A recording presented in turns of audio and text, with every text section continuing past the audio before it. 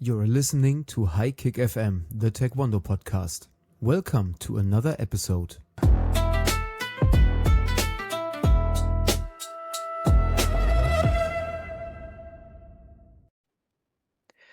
Hello everyone, hello HighKick FM community.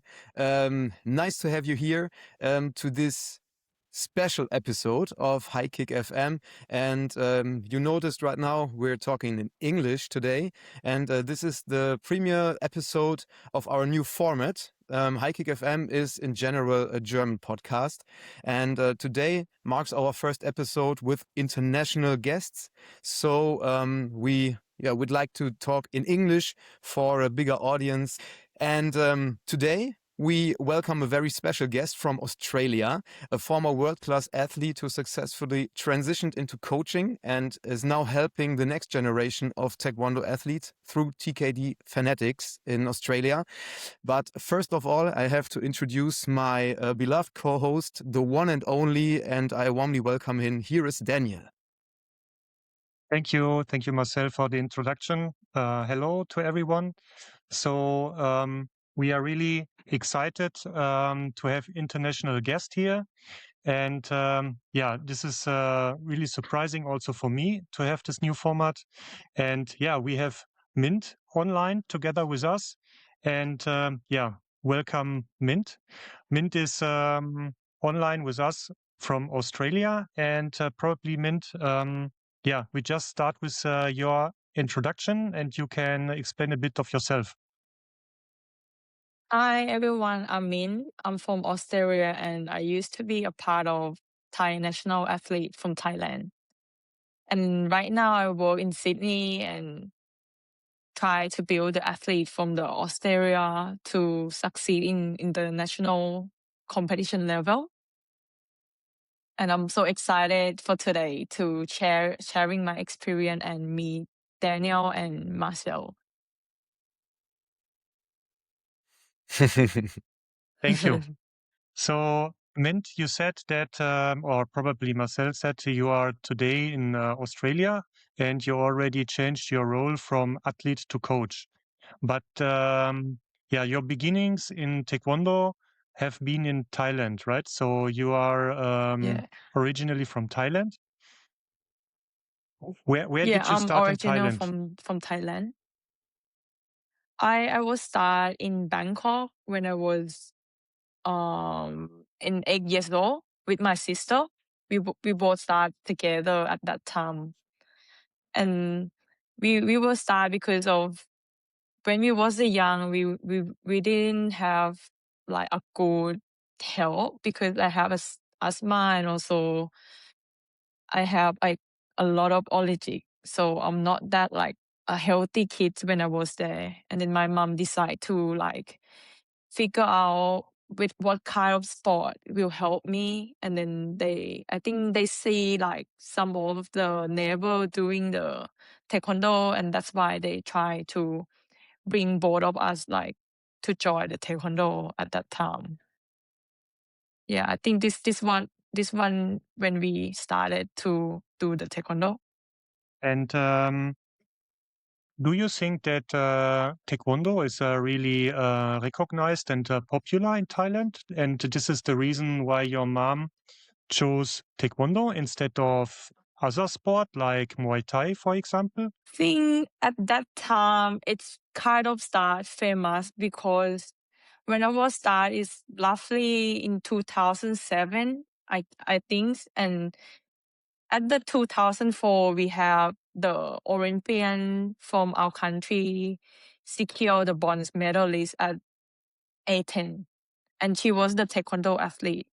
And it's really small world that we live nearby at the same area. That's why my mom like, we have Thai player get the medal at Olympic, and then it might make her think like, or like become too interested to put me to do this sport as well. I think it might be one of the reasons that she decide to choose this sport for us. There was a particular Taekwondo athlete in Taekwondo that was like a star for you, where you have looked up to this particular person to say, "Oh, I want to become like this person," or? Oh, yes, of course. I think the best number one that I always look after is Wu Jingyu. I think she's the Chinese two-time Olympian gold medalist. And because of she beat Thai player and we kind of see her in public in Thailand as well. And I was like, oh, I want to become like her. I like the way her fight. I like the way her kick, and it's kind of influenced me to shape me to be like her because I remember her best kick is the axe kick or like jiki chaki. Some like I'm not sure if I'm calling in the right way, but this is the one of the Mhm. best my Yes, kick good. as well that I get influence from her.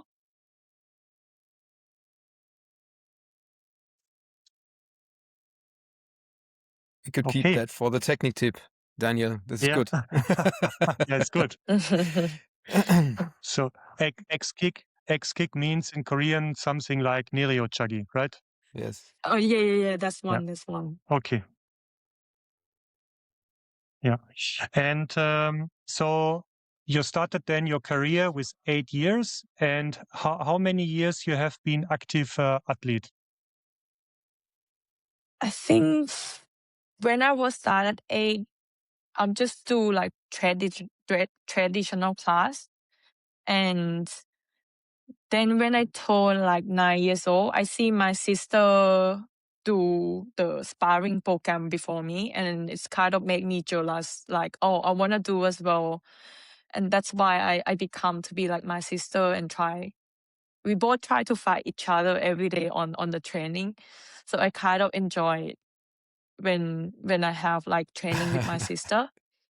And But also I think one of the coach I like meant when I was when you start, did you fell immediately in love with Taekwondo, with the sport, or was it was it like okay, my mom wanted me to do that and this is why I did it, or did you loved it at first sight? I think first start I still didn't understand why I need to be here. And then I think I Hmm.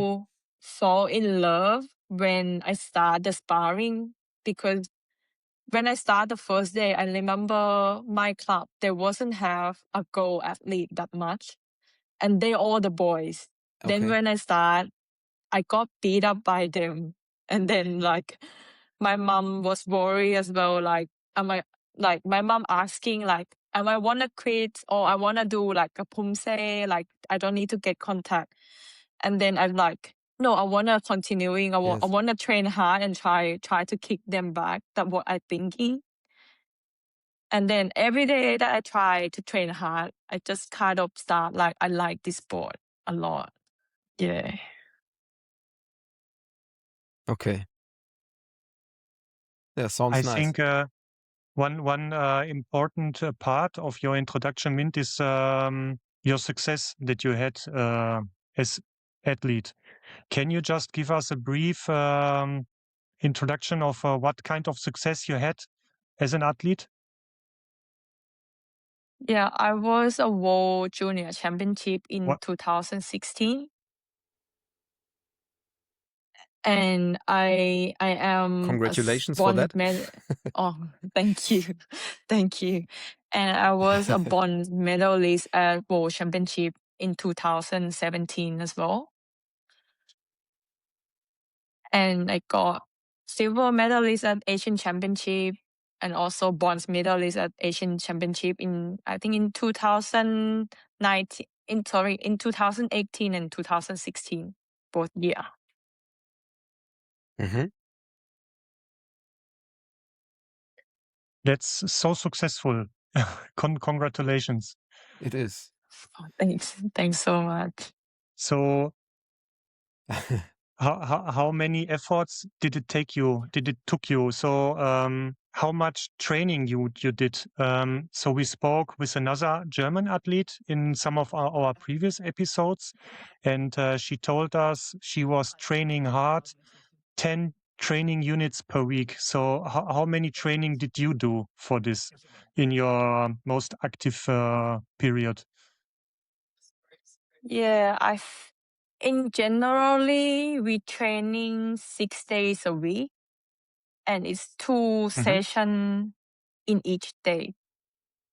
But if we So have 12 like trainings. competition, yeah, 12 training, and the period before the comp, like maybe 1 month before the comp, we might do 3 session in each day. Mhm.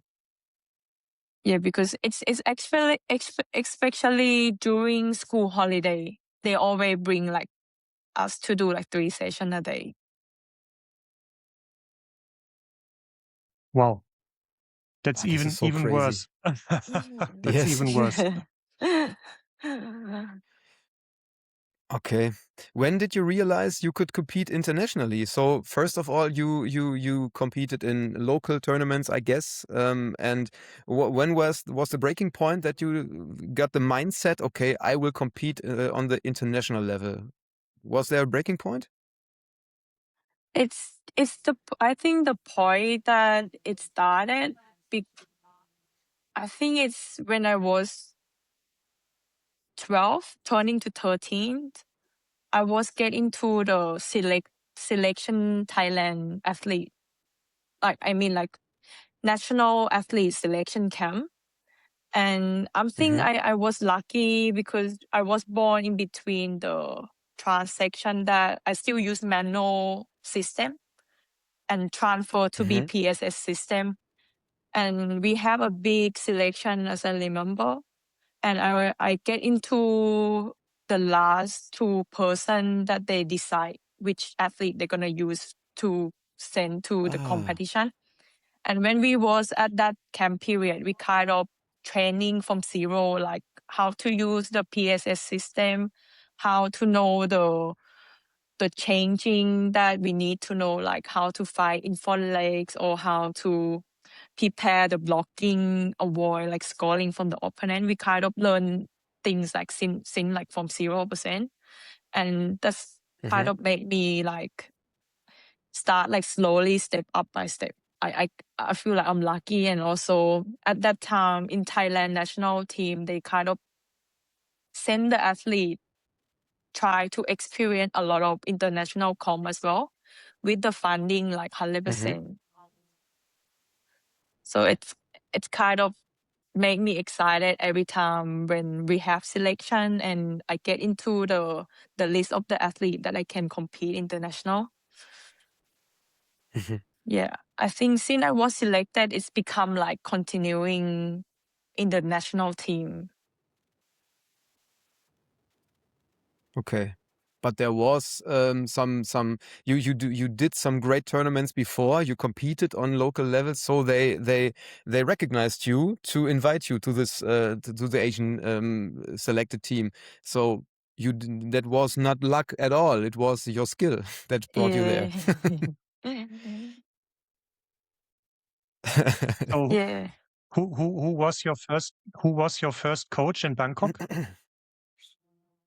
My first national coach or my first local club?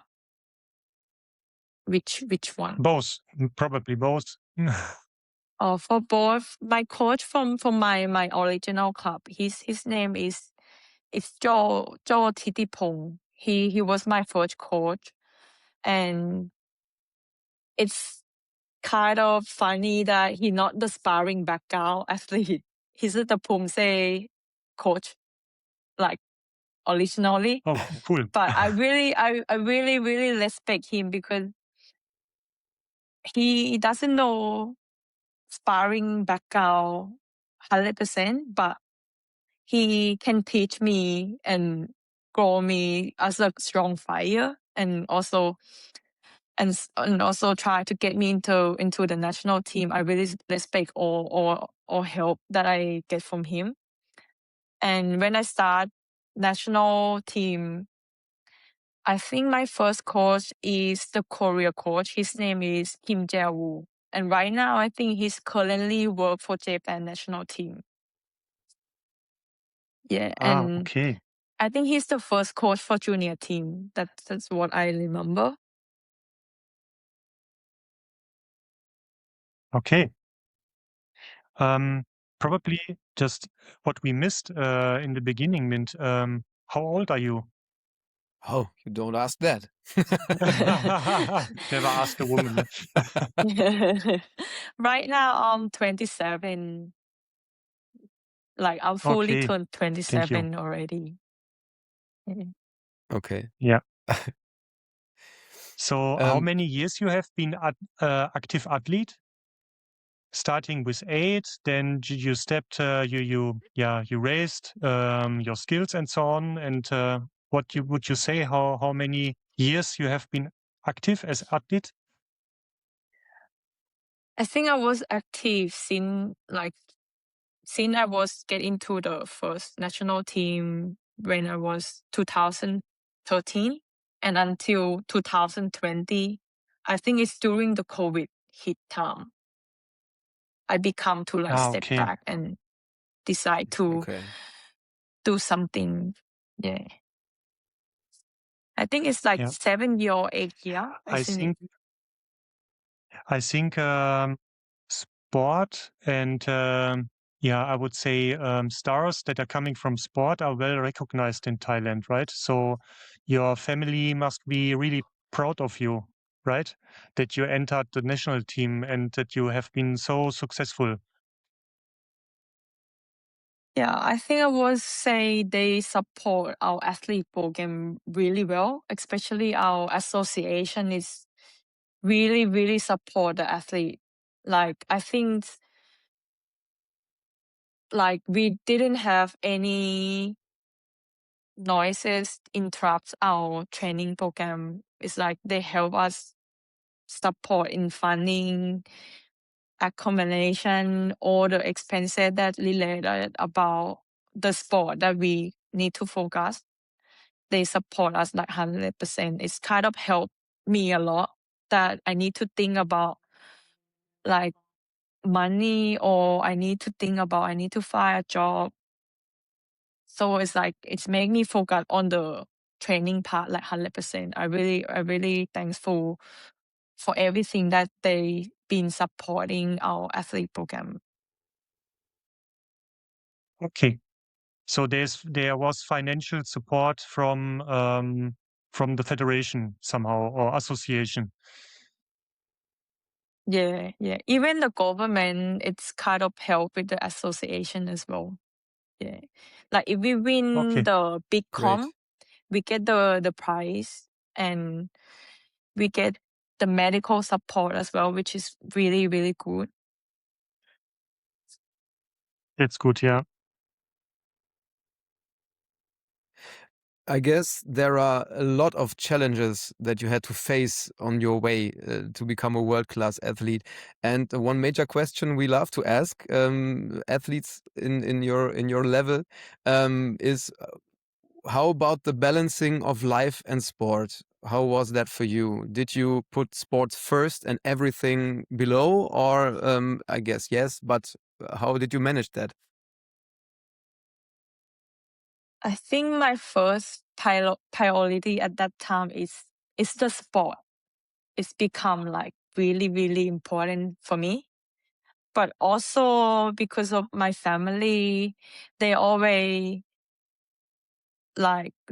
tell me about I need to do both things with the sport and also studying together.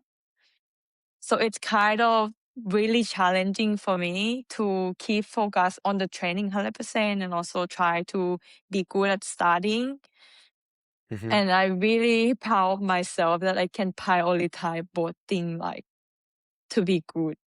And also I'm really thanks for my mom to keep saying that for me. It's really helpful in this day because I can't imagine if I'm not studying well and if I become like retired without I not have anything what I'm gonna do for my future. So I kind of Mhm. like really thankful for my mom and my family. Nice to hear. Okay, And and mhm. Daniel, go ahead. And did you later or in parallel you studied? You finished some university, or what did you do?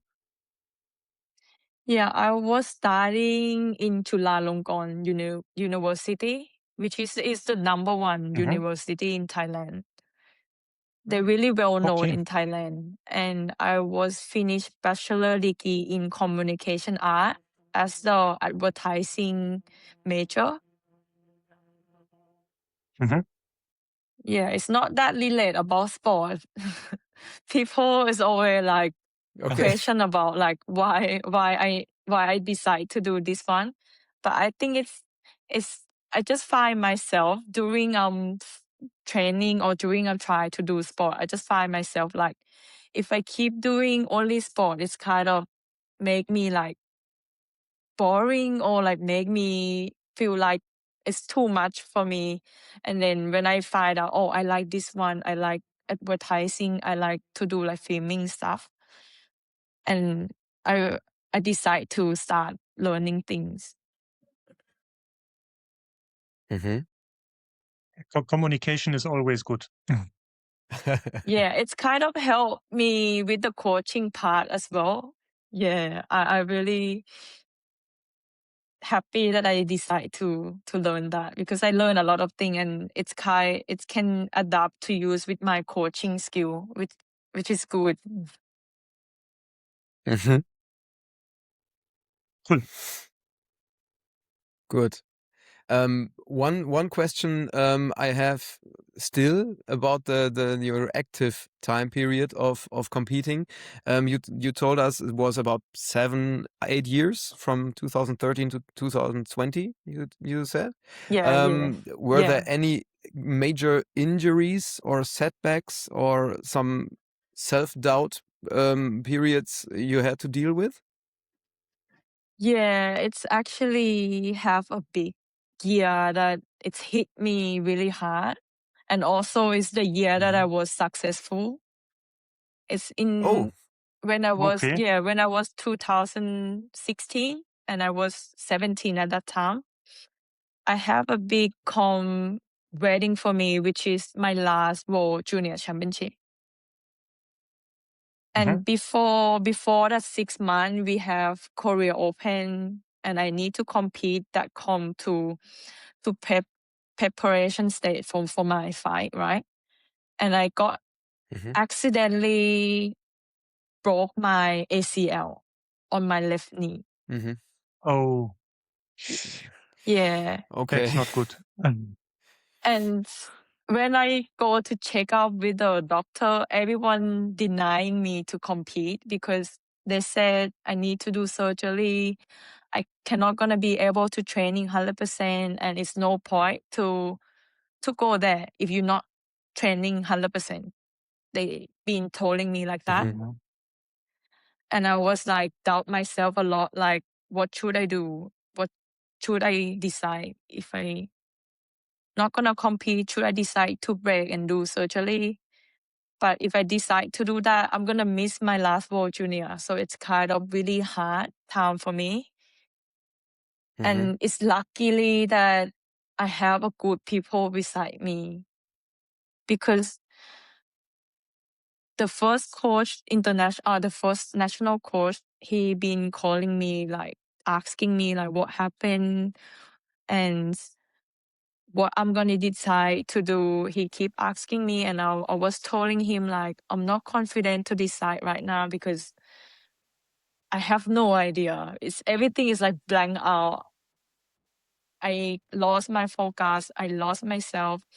And the change thing is he said to me like he trusts me that I can do it because he told me like he know me very well and every time I set my goal, I always work hard to achieve it. And he think like if I've been setting my goal with that, even the hard thing I can overcome it. That's why I start realizing myself that if I try this time and if I try my best, I might not achieve 100%, but I'm not gonna regret that I'm denying myself to do it.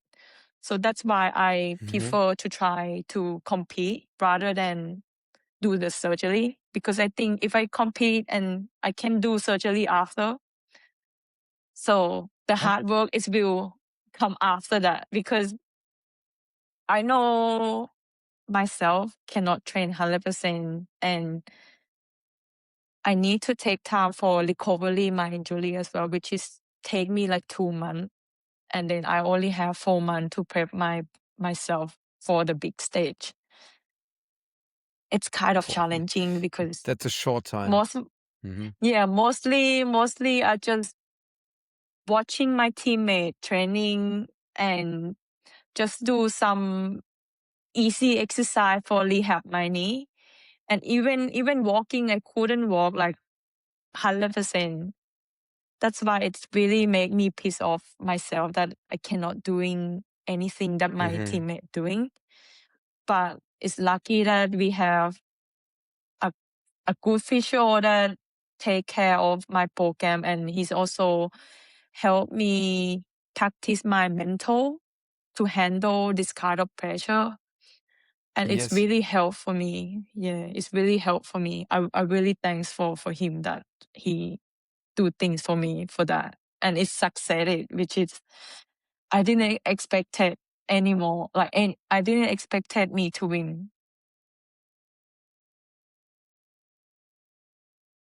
Against all odds, you could say. So means finally you participated in the competition, right?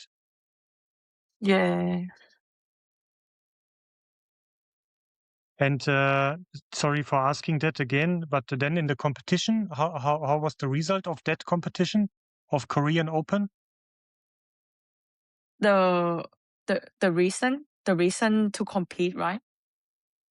No. The result of The outcome, the your result. which placing. your ranking then from Korean Open.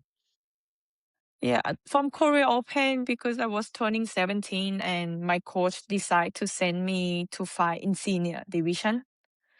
And I think, as I remember, I get through in the quarterfinal, and I have a hit point to win that round, but it's happened and I couldn't stand up, so I just disqualified because of the injury in quarterfinal. Okay. But anyway, you could be proud. You can be proud to have competed after that injury period. Yes, it's great. It's very great. I agree. And it leads me to the next big not topic, but about the next big thing, and it's the mental strength of an athlete. And you talked about that earlier, and I guess this is a major part in an injury period. You have to recover physically, but it pulls you back mentally as well. And this is what you talked about. You have to be mental strong too, not only physically strong. Or what do you say about that? Yeah. Yes. We have the I'm not sure I might call it right. It's like psychologist, right? Yes. Yeah, we have the psychologist in our team. So every com that it seems like a big com, she gonna come to our national center to help our prep mental in every night session, like after we done the taekwondo training. And also because I have a big problem, I kind of have go on one-on-one session to talk about my feeling as well, because sometimes I couldn't respond my feeling in the right way, and instead of I respond in a good way, I kind of block myself and like kind of depressed. Yes. And I think that's a good way that I speak it out to make them like try to support or feedback anything and help me to analyze my feeling and try to feedback me how to solve it. So I think it's good that I choose to go to the right person at that time. Yeah, absolutely. And that leads to the next question as well. I wanted to ask you if there's one mental skill or some advice you could give to young athletes to handle those situations. But you already did that now, so maybe the advice could be go to the right person and talk to them. Or what do you say? Yeah, I would say if anything that you think and then you cannot solve by yourself, I would say you can go to your coach to speak about it, or you can go to the physio or to asking them if you have any injury to concern, or even the mental, you can go to psychologic to solve it out. And also Hmm.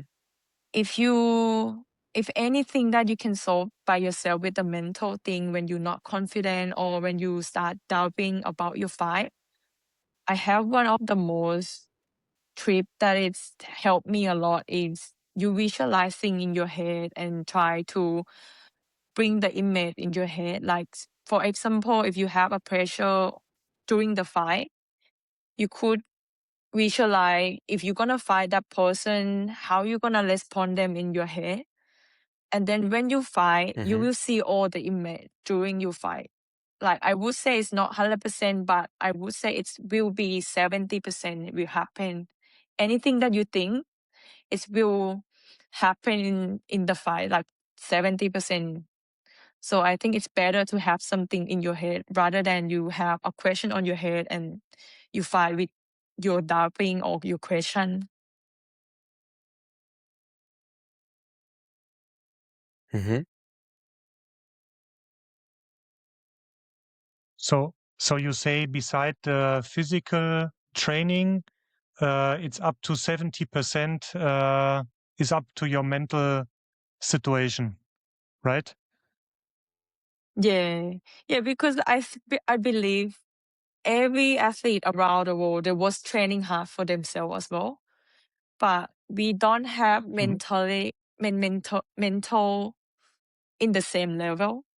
Sometimes you train Hmm. hard, but your mental is down like 50%. You might lose someone didn't train hard, but they have mentality like higher than you. You can lose that kind of athlete as well. So I think to be good is Mhm. balance with the physical training and also try to acknowledge how mental you be on the level. If it's low, Hmm. you know yourself is low mental. You just need to try to sort it out how it can improve your mental to be better.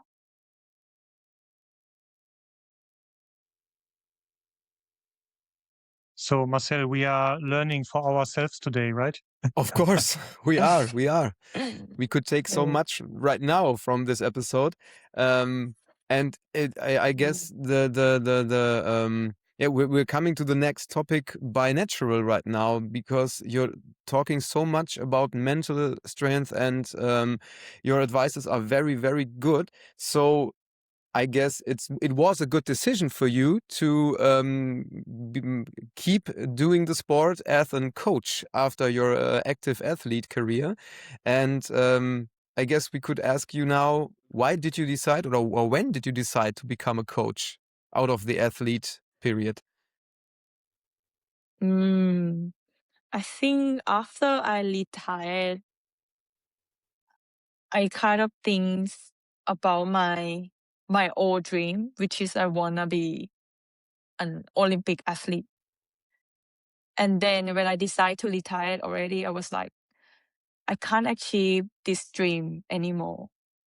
It's kind of too late to Hmm. come back and then I dream again. I wanna be Olympian. And it start make me think about how about if I build the athlete and represent the country to be an Olympian.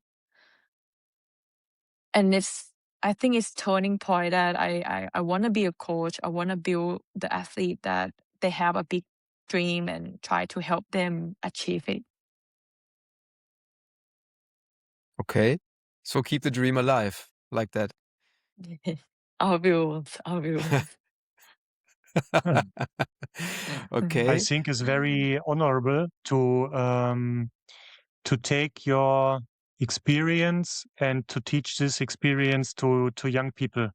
So it's not lost, right? So you can give it to the young people and to prepare them. So this is a very good way to do. And Yes. today you are in Sydney, right? So Yeah. when did you transfer yourself from Bangkok to Sydney? It happened with the decision to become a coach, or when happened this? I think it's not myself setting like I want to be a Australian coach as a Taekwondo coach. It just Mhm. because at that time I cannot speak English. Mhm. I do studying, but also the English is the difficult thing for me. And when I was an athlete, I don't think I need to use English. I think it's only Thai language. I can be Thai coach. I can teach Thai student. I didn't think about English.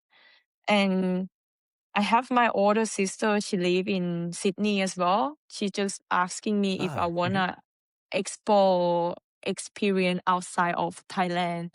I think Australia might be the best one for me that I can move and experience myself. And first time I start to move here, I just do student visa to studying English and studying sport and fitness first when I moved here. Okay. Yeah, and then after that I just find a job. I do a lot of job, like I do restaurant job, I do hospitality job, like in a cafe. And I think like, oh, this is not me at all. Like it's like I'm not wanna do this kind of job, and that's why I'm like, oh, maybe I should go back with the Taekwondo, which is I dream that I wanna build the athlete. And then I just try to find like which club in Sydney I can work, and then I luckily that I found Martial Arts Spirit Australia. They based in Sydney, and I think the club is really, really big in New South Wales as well. And I know the head coach of the club when I was athlete. We kind of meet each other in when I was compete before. Yeah. Okay. So you, yeah, Daniel, please. Yeah, you came back to your passion, right? So Yeah. I think this is it doesn't matter what you do. If there's something you do very well, automatically in your life, you come always back to this. And yeah, great. And in this club in Sydney, you are still there, or you have different project now? I'm still work under the same club, which is called Martial Arts Okay. Spirit Australia. Yeah, I'm still Mhm. working for them. And also I also have the platform that I'll start to build up with one of the co-worker that I work with. It's called TKD Fanatics. Yeah, which is Oh, related about Taekwondo tutorial, how to train to be success, and also how to train athlete to be success. That's what the goal that I try to build, and my coworker try to build together to share the knowledge to other coaches. It's not just in Australia, but it might be around the world that they want to try to learning from us. Yeah, we try to build that together. so it's an online platform, and you can Yeah, book it will be video online. courses. Yes. Yeah. We start building up the tutorial platform right now, but we have social media to advertising. You guys can follow us in TKD Fanatics. You will see Yeah, do my some image a promotion. lot, and my yeah. Yeah, we saw it. It's Yes. you have the website and you have also the Instagram channel, right? Yeah. I And have also to follow the you new on thing YouTube. that's oh We not have the YouTube yet, but might be the Ah, next plan. you have to. Okay. So you're still sharing your knowledge across the world with your TKD Fanatics program. Yeah. This is great. And also show This the is so passion. yes. This was our impulse too with this podcast to share the passion and spread the word and just talk about it and give the audience some advice, some insights of Taekwondo, of the sports. And this is why we're here today with you. And it's very nice so far. I can say that it's a great talk to you. Thank you for being here. Thank you for having me too. So yeah. I also have a question about training session, Mint. If you compare training session being an athlete and now being a coach, what was your favorite training session as athlete, and what is your favorite training session being the coach? I think the best part that I like when I was athlete, it's how when I was training with the IQ part, like with the scenario part, I like to Mhm. do that part because I don't know, I just like to keep thinking about and try to find the answer and respond the drill that the coaches provided for me.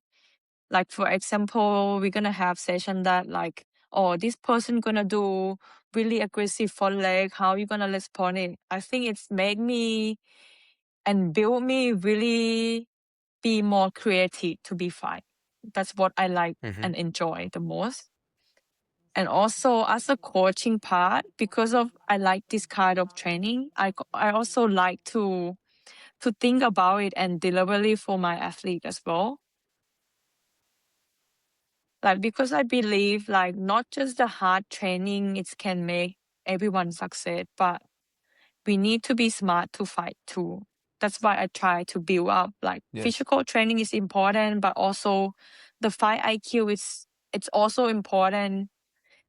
If we know like we're not stronger like this country, how we gonna win them? I think it's about how we prepare the plan or how we use the tactic. Yeah. Mm-hmm. Okay. How different is it to you according coaching to competing? Do you fall back into mindset of a competing fighter sometimes, or is it fully into your head to coach? It's totally different for me because back then I think I'm really good to work by myself as an athlete. But with the coaching part, even you try to work your part really hard, but you need to work with someone. Like you can't work by yourself. You need to connect with the athlete and you need to know how to communicate, how to connect with them so you both can be success together. This is my understand in between both things because for me it's easy to just training hard and then I can be success. But the coaching part, I need to think about someone and try to build them up together. I think this is the challenging part that become as a coaching for me. Okay.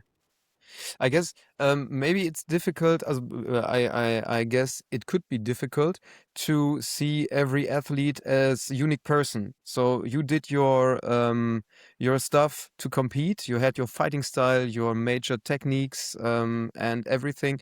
And now you have to focus on the individual athlete. So you told us the X kick was your favorite technique. Maybe your athlete isn't performing this particular technique well. He's better with Paltung Chagi or Panetorio Chagi, something like spinning roundhouse or something like that. So you have to go through every individual athlete. I guess, from my opinion, this could be different, difficult points. Am I right? Yeah, I totally agree because I believe as well, even we from the same country, but in each athlete, they can't do the same thing. So Mm-hmm. our role as a coach, we need to understand how each athlete, they being like this person is short, how they need to fight, or this person is really tall, how you're gonna build their strength, use the front leg to against the people.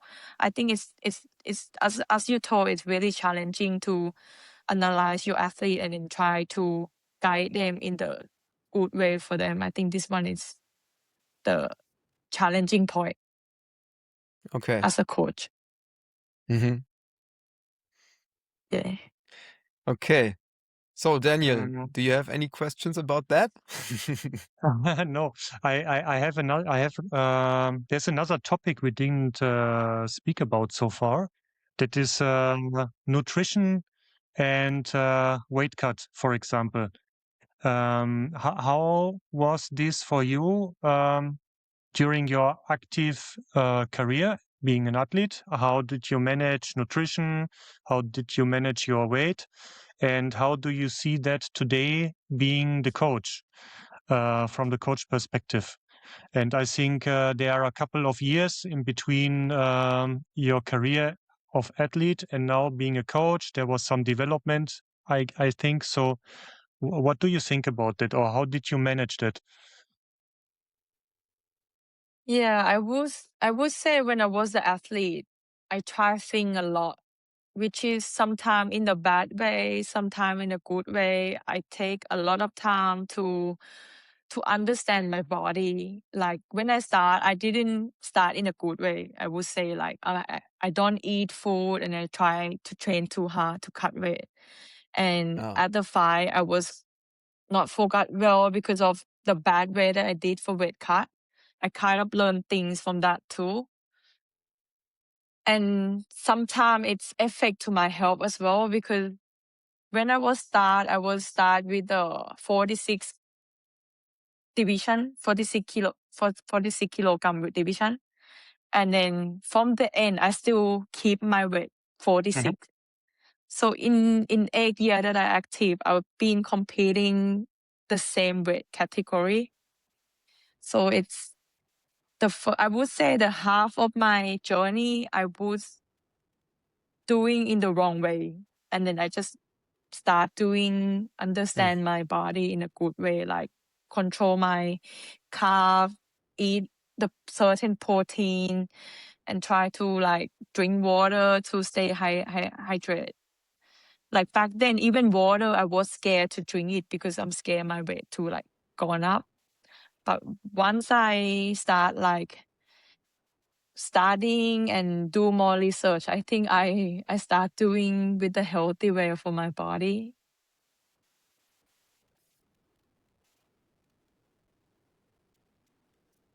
okay. It's a major problem many athletes are dealing with, the right nutrition and the rehab time, so you can the resting time and the drink enough and eat enough, and even if you're weight cutting, it's a major problem.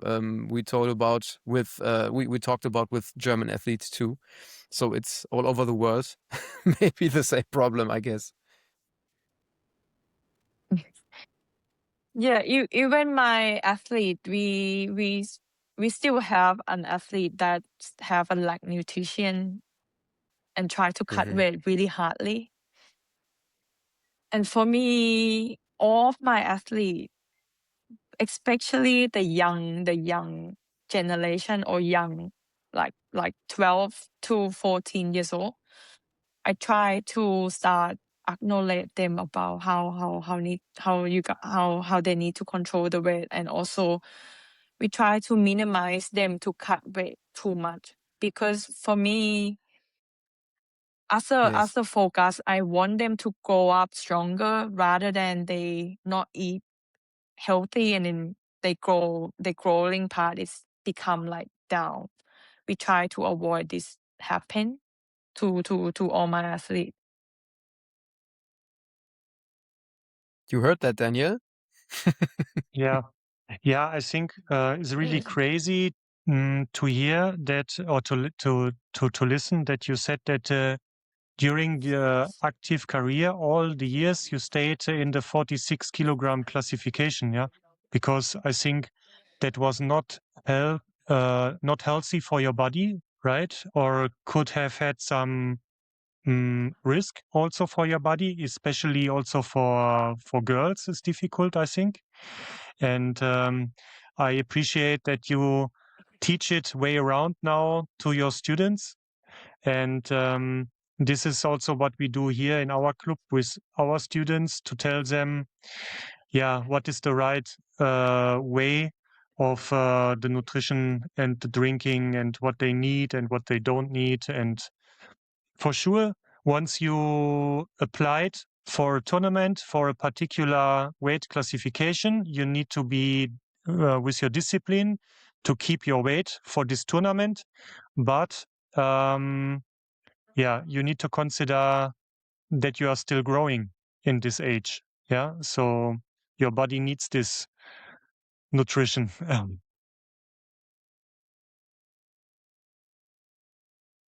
Maybe this But I think leads also us. that Yeah, yeah, I I guess. think that in our time today, there's more attention to that than maybe 10 or 15 years ago. So But maybe this Yeah, I leads us think to our now big topic. Daniel, it's your topic. my The topic, difference between, yes, the difference between the countries, the training specification, and like how's the nutrition there and how's the nutrition here, and maybe you could introduce that topic.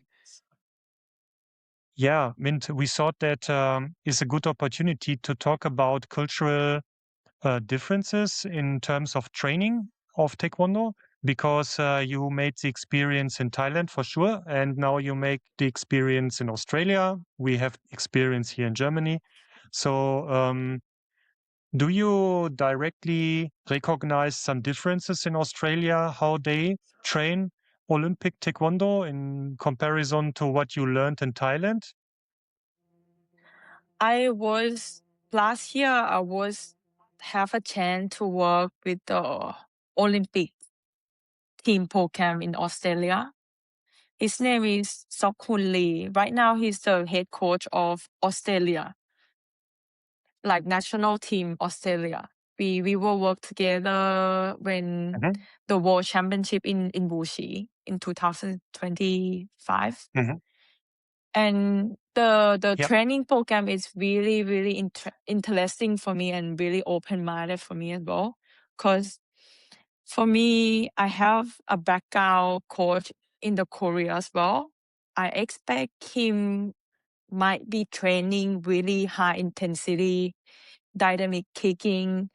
I expect him to run the training like that. But when I work with him, it's kind of impressed and make me think that, oh, we don't need to make athletes train hard every day, but we can make them train hard with the smart. Because the way he train, it's kind of really, really special. Like the way I would say, like it's special because everything that he create the drill is like really specific and really detailed for the athlete. Like for example, the blocking, why we need to do like that, or why we need to do this angle. He's always have the reason for the athlete. And that's make me like, oh, anything that we did, if it's have the reason and it's make the athlete more understand, they will apply it straight away. Like for example, with the blog, like we can tell them, oh, you need to do this, we need to do this, but sometimes it might work with this kid, it might work with this kid, because they not understand how to use it properly.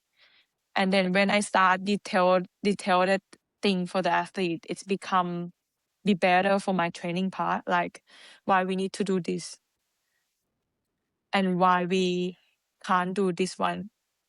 And I kind of open the athlete asking the question for me as well, because sometimes we teach things and then they couldn't understand why they need to train it for, and they're not going to do 100%. But when they understand why they need to do it, they start doing work like 100%. That's what I find out. And that's what I try to adapt with my training when I learning from them, from the program. And also I realized that the SNC part is really important for this term, like for this kind of rule. Because right now is the rule changing. If your body not strong enough, if you're not fit enough, even you have a good skill, doesn't mean like you will win the fight. I was realized from that too.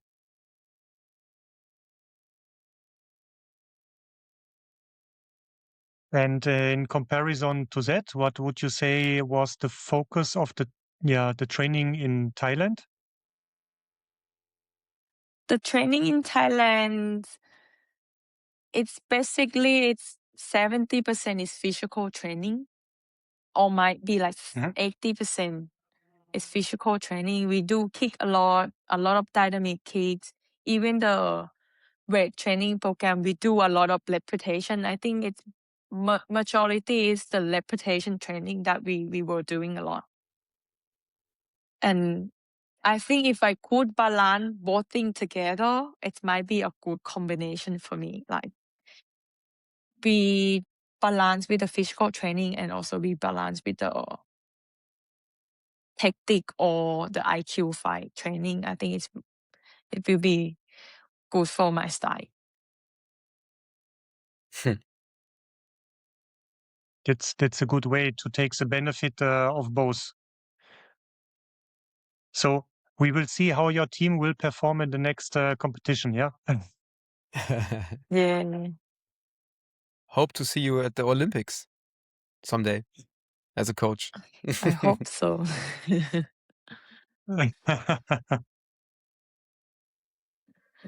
Okay. Daniel, if you don't mind, I have some quick questions for Mint. Please. To anticipate quick. It's this or that. Mint, if you're fine with that. I ask you, do you like this or that? And you just have to say what first comes to your mind, this or that. Is this okay for you? Okay. It's okay. Okay, so let's start. First question is sparring or coaching? Sparring. Okay. Training or competition? Training. Okay. Speed or power? Speed. Okay. I thought this is a difficult one, but you answered quick. Morning training or evening training? Evening training. Ah, okay. That surprises me now. Okay. And the last one, maybe a bit spicy. Thailand or Australia?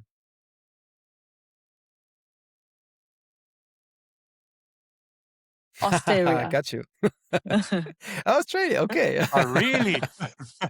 Oh, Really? Okay. Don't you miss the Thai food? Oh, yeah. I do miss the Thai food, but here they have the best Thai food. In Sydney, they have a really, really best Thai food. So if you guys comes here, I can bring you guys experience Thai food here. I really guarantee it. The taste really similar in Thailand. It's like 99%. Okay. So it's authentic, not for tourists. Just the price is different, I would say. Okay. Okay. Okay. If we ever travel to Australia, we definitely will visit you and have to We go will there. try. Yes. Okay. Mint, in our classic episodes of HighKick FM, we always have some bigger topics. And the main part we're through now, I guess. and naturally now would follow the Dojang story, but I guess we can skip that today because your whole story is a Dojang story like that. But we have the technique advice in every episode, and yes, maybe we managed to give that technique advice to our guests, because what can we give some advice if we have you here? Is there any major advice for some technique, maybe for the X kick or something that you have in mind right now that you give to our audience? For the special kick or like axe kick, the trick, Mhm. or it's like just in general training. Yeah, it could be a technique. Could be a training style. Anything that you're practicing these days. Oh, okay. I would say I'm still sparring with the athlete and I'm still using my axe kick really well. If I need to tell the trip, I think is you need to be flexibility well first. So like keep Mhm. stretching, improve your flexibility, because I believe if your flexibility is not good, it's really hard to do X kick. So start building up first. And also with the X kick, in my style, it's really important with the first setup. Like when you set up the knee, like with the X kick, we can do many style, like direct style, go like around. It's kind of different setup the knee. So I would say try to practice both setup, like go knee straight up or go knee up, like the cut kick, the way you do cut kick. And also try Mhm. to try to be good at basic. Like you might can practice how to keep your knee up fast first, then try to think about how to extend the leg later. Because Mhm. when you try everything all together, your body didn't know how to remember it. So start building step by step, like knee up fast, and then start kicking up Okay. fast. And also maybe try to practice how to extend the hip and keep to practice every day. Even you practice in the paddle kick well, but also don't forget Mhm. to keep using it when you do sparring, because even you practice really hard but you not use it, you're not gonna confident to do it at the competition. Mhm. So I would advise them like that. That's a lot. That's very, Thank very, you. very good. Thanks for sharing that. Mm, yeah. Okay, Daniel, do you have something, or should we Yeah, come to an end? I don't want it, but we have I, to. I have a final question. If you look back all the years of your Taekwondo career, can you say that Taekwondo changed your life, your mind, and how in particular? I think it's changed my life a lot with the Taekwondo, and I would really grateful to be in this community, because I was learn how to be a strong person, how to be disciplined, how to handle my mental if when things didn't go that I expected. It's kind of shaped my life Mhm. to be like a better person, and also it's not in the sport, it's about my life as well. And all the things that I learned from Taekwondo, I always try to keep using it in my life. It's not like the sports skill, but the mindset. It's kind of helped me a lot. Even though with the starting part, because I do training hard and I get success. And also if I wanna studying hard, I just need to try to read a book or try to work hard at the study and I can be success. So it's kind of helped me a lot. Great. Okay, thanks for sharing that again. It's very, very, very nice. Okay, but unfortunately, we have to come to an end now with this first episode of HighKick FM International. And yes, first of all, we'd like to thank from our hearts to Mint for joining us. Mint, you're such a kind person and such a great athlete. It was a great honor to have you here today and have the opportunity to talk to you. It was a great talk. Thanks to you. I hope you enjoyed it as well. If you want to give a shout out, go to TKD Fanatics online community. Visit it. If you have some shout out, if you want to say something in the end, I only can say thank you a lot.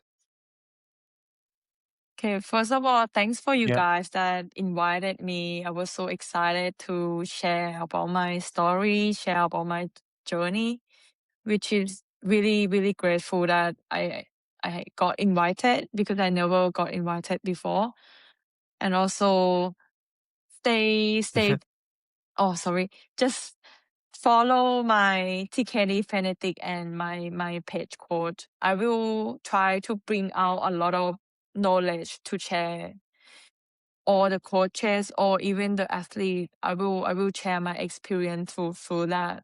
And then I hope it will help you guys and shape you guys to be a better athlete as well. Thanks to you, Mint. And as always, I give the last word to my beloved co-host Daniel. Go ahead. Thank you. So, Mint, also thank you so much from our side. Yeah. Kop Jai Lai Lai, I would say in Lao words. And we wish you all the success for being the coach and for your career as a coach, also with TKD Fanatics. And I hope we can stay in touch and probably have another opportunity in the future. You are always invited to visit us in Germany once you travel as a coach, probably. And if we will ever win to go to Australia, we will let you know. Definitely. So, Yeah, we really welcome Thanks. you guys if you want to come here. Thank you. Thank you so much. Okay, then, thank you also to our audience for listening to this episode today. And as Marcel said in the beginning, this is a new format, and we are looking forward to have more international episodes. And so stay tuned. Thanks to all of you. Have a nice evening or whenever you're going to hear this. See you, hear you. Bye-bye. Bye-bye.